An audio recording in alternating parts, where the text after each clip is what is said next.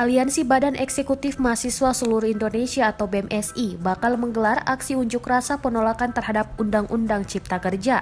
BMSI bakal kembali menyuarakan mosi tidak percaya terhadap pemerintah pada momentum 1 tahun pemerintahan Presiden Joko Widodo dan Ma'ruf Amin.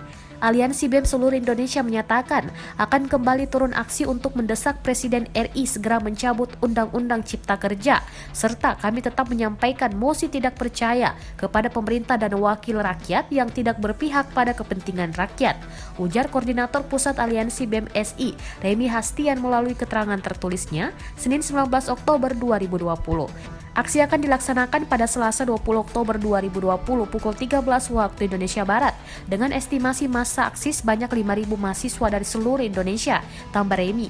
Remi mengatakan aksi ini dilakukan untuk menegaskan penolakan terhadap pengesahan Undang-Undang Cipta Kerja. Menurut Remi, undang-undang ini dapat merampas hak hidup seluruh rakyat Indonesia dan justru lebih banyak menguntungkan penguasa dan oligarki. Padahal menurutnya pemerintah bisa untuk mencabut undang-undang tersebut dengan menerbitkan peraturan pemerintah pengganti undang-undang.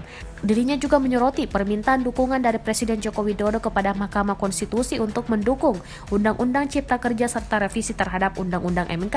Aksi ini juga menurut Remi untuk mengecam berbagai tindakan represif dari aparat kepolisian pada masa aksi yang menolak Undang-Undang Cipta Kerja.